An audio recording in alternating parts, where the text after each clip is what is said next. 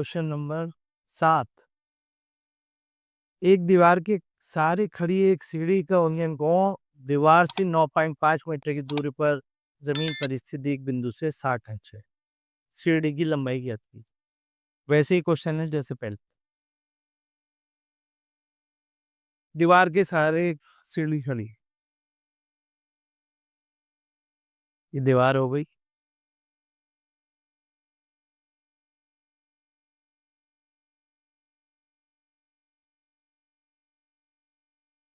ये दीवार है, ये सीढ़ी खड़ी है।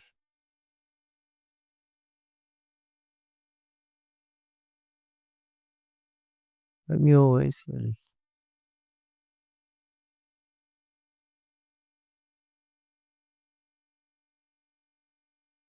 ए बी सी।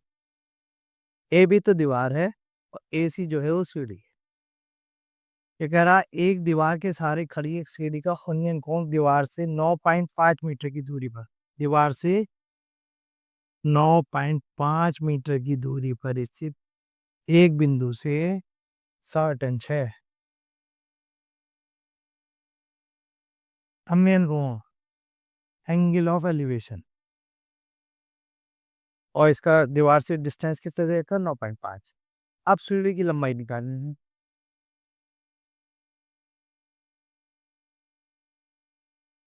सीढ़ी की लंबाई को हमने मान लिया x मीटर। अब यहाँ पर लिखेंगे लैंग्वेज माना ए बी एक दीवार है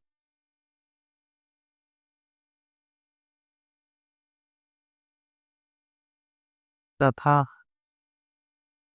सी एक बिंदु है जो दीवार से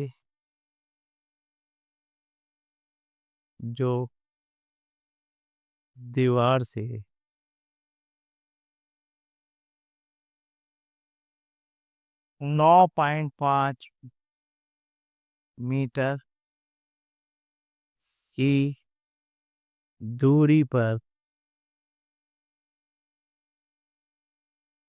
स्थित है।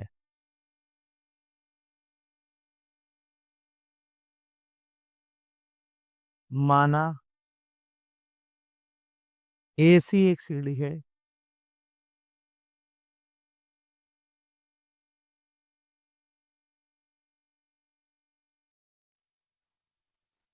जिसकी लंबाई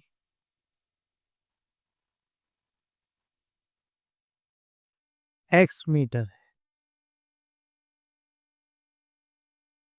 x मीटर मानी हमने इसकी लंबाई।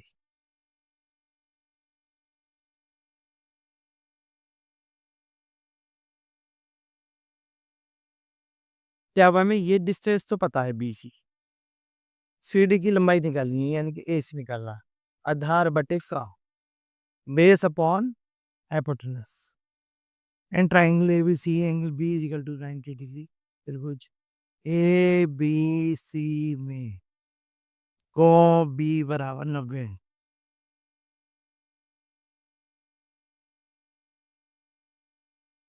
ABC में कोण B बराबर 90। BC अपॉन AC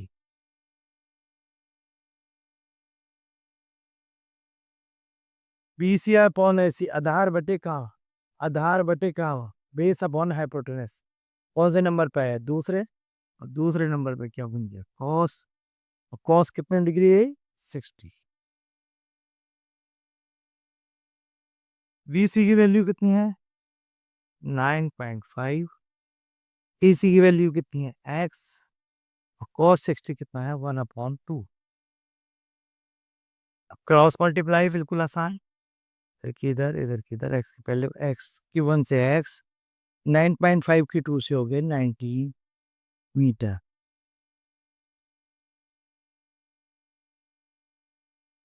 तो सीढ़ी की लंबाई कितनी आ गई 19 मीटर 19 मीटर। फिर देख लीजिए हमको इसमें कह रहा है ये भी एक दीवार है BC जो है बिंदु C जो है दीवार से 9.5 मीटर दूरी पर स्थित एक बिंदु है। इससे सीढ़ी का उन्नयन कोण बनना है 60 इंच। सीढ़ी की लंबाई ज्ञात करो। तो माना ये भी एक दीवार है और दीवार से 9.5 मीटर की दूरी पर एक बिंदु सी स्थित है। इससे इसका कोण बना सीढ़ी का 60 है। माना सीढ़ी की लंबाई x मीटर है। AC एक सीढ़ी है और सीढ़ी की लंबाई x मीटर है। In triangle ABC angle B is equal to 90 degree BC upon AC, ये पता है साइड हमें, ये निकालनी है। आधार बटे काम, base upon hypotenuse, BC upon AC क्या बन गया दूसरे नंबर पर cos 60। cos 60 के बाद BC की वैल्यू कितनी है 9.5, AC की वैल्यू कितनी है x, और cos 60 की वैल्यू कितनी है 1/2। क्रॉस मल्टीप्लाई हो गया, x बन जाएगा 9.5 की 2 से 19 मीटर। क्वेश्चन नंबर 8, 60 मीटर ऊंचे एक प्रकाश स्तंभ के शिखर से एक जहाज का अवनमन कोण 30 अंश है। प्रकाश स्तंभ से जहाज की दूरी ज्ञात कीजिए। 60 मीटर ऊंचे एक प्रकाश स्तंभ से जहाज के शिखर का अवनमन कोण, एंगल ऑफ डिप्रेशन। ये कह रहा 60 मीटर ऊंचा एक प्रकाश स्तंभ है।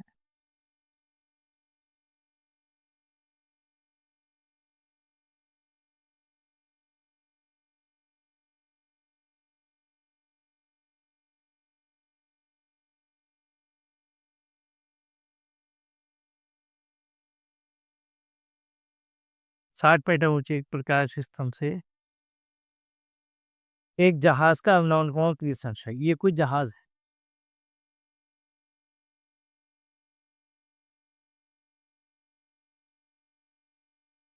इसका अवनमन कोण बन रहा है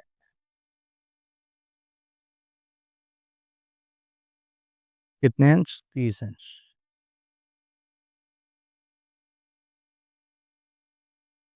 तो कह रहा प्रकाश स्तंभ से जहाज की दूरी ज्ञात की,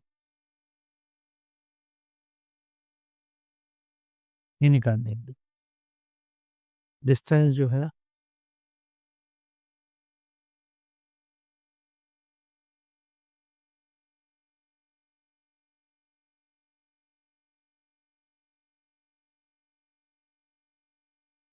ये है 60 मीटर ऊंचा।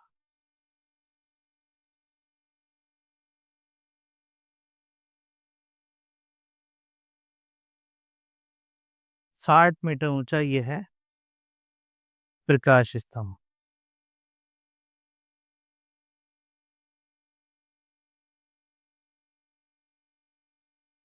लाइट टावर, और ये है पानी का जहाज पुल।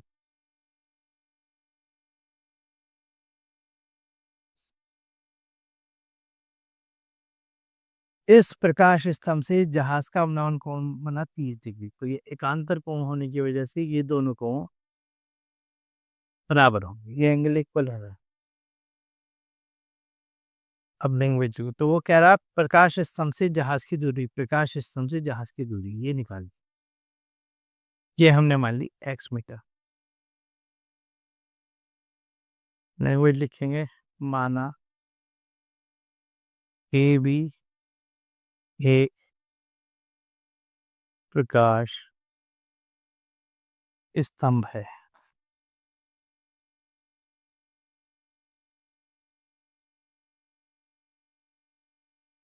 तथा सी एक जहाज है। ए भी एक प्रकाश स्तंभ है, सी एक जहाज है। अब ये माना प्रकाश स्तंभ से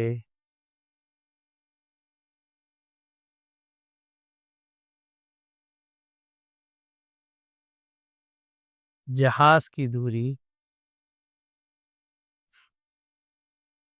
क्षैतिज दूरी, हॉरिजॉन्टल डिस्टेंस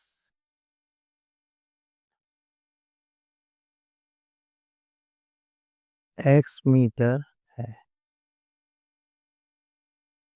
देखिए दोबारा, माना ए भी एक प्रकाश स्तंभ है, लाइट टावर है, और सी एक जहाज है, ये शिप है। और इससे प्रकाश स्तंभ से जो एकांतर कोण बना, एंगल ऑफ डिप्रेशन बना, अवनमन कोण, वो 30 डिग्री बना। तो ये 30 बना तो ये 30 हो गया।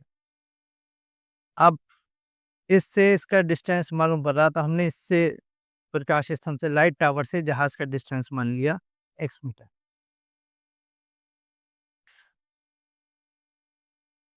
समकोण त्रिभुज ए बी सी में कोण बी बराबर 90 डिग्री। अब इनसे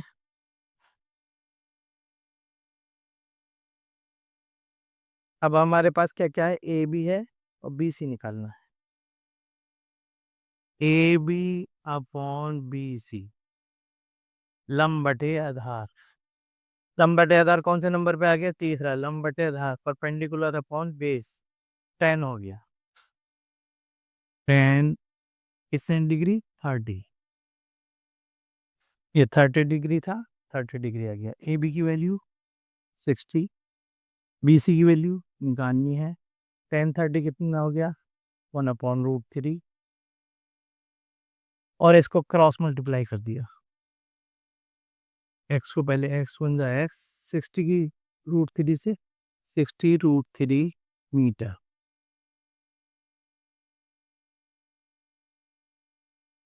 वो √3 की वैल्यू रखने को नहीं कह रहा, तो हम नहीं रख रहे।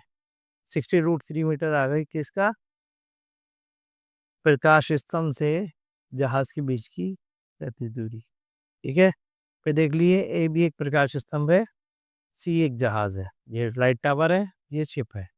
माना प्रकाश स्तंभ से जहाज की क्षैतिज दूरी x मीटर है, हॉरिजॉन्टल डिस्टेंस x मीटर है। तो in triangle A B C angle B is equal to 90 degree. A B upon B C जिस दोनों के बीच में रिलेशन है ये दे रखा है और ये निकालना है। A B upon B C लंब बटे आधार कितना हो गया, थर्ड नंबर पर 10 10 30। ए बी की वैल्यू 60, बी सी की value X, 60 upon X 1/√3, X is equal to 60√3 metre.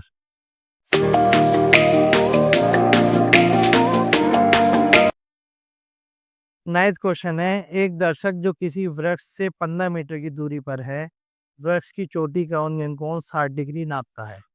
यदि दर्शक की ऊंचाई 2 मीटर हो तो सिद्ध कीजिए कि वृक्ष की ऊंचाई 2 + 15√3 मीटर है।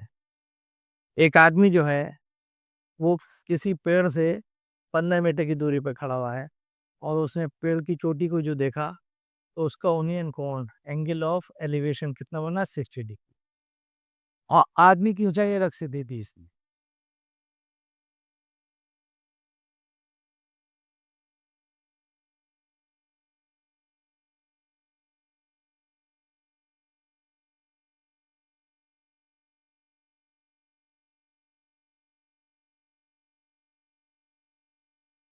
ये आदमी खड़ा हुआ है,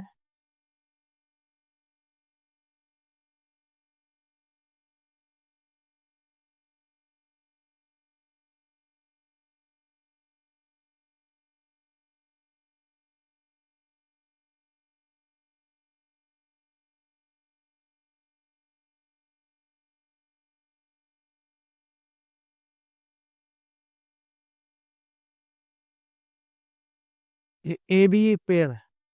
एक दर्शक जो किसी वृक्ष से 15 मीटर की दूरी पर है, ये आदमी जो खड़ा है ये इस पेड़ से 15 मीटर की दूरी पे खड़ा हुआ है और इस आदमी की ऊंचाई है 2 मीटर। और ये यहाँ से जब खड़ा होकर देखता है पेड़ की ऊंचाई, कौन नापा इसने, तो ये एंगल ऑफ एलिवेशन बना यहाँ से 60 डिग्री, 60 डिग्री हो गया। अब क्या कह रहा है वो, ये ऊंचाई पेड़ जो है पेड़ से 15 मीटर दूरी पर यह आदमी खड़ा हुआ है और इस आदमी ने जो इसकी चोटी देखी, टॉप देखा ट्री का, तो 60 डिग्री का एंगल ऑफ एलिवेशन बना, उन्नयन कोण बना 60। अब मान लिया हमने ये ए से ई तक की डिस्टेंस जो है ये h मीटर मान ली,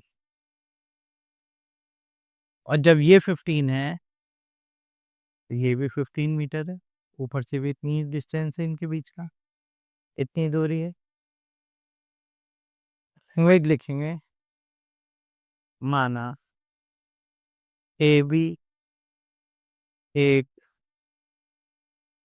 वृक्ष है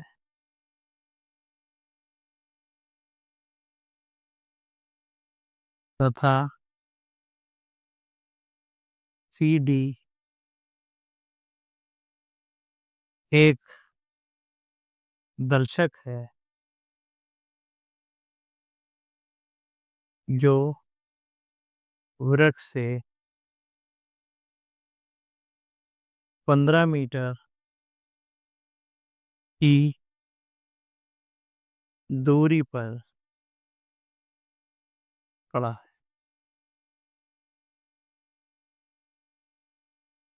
अब ये 2 मीटर ये ऊंचा है, तो यहाँ से भी जब हमने इसके पैरेलल लाइन खींच दी तो ये भी तो 2 मीटर है।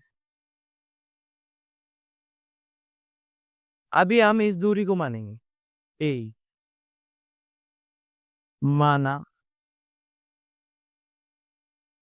ए ई बराबर एच मीटर, एच मीटर मान ली।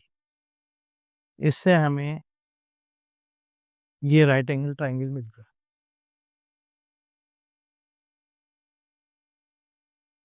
समकोण त्रिभुज ए ई डी में right angle triangle A E D हो गया।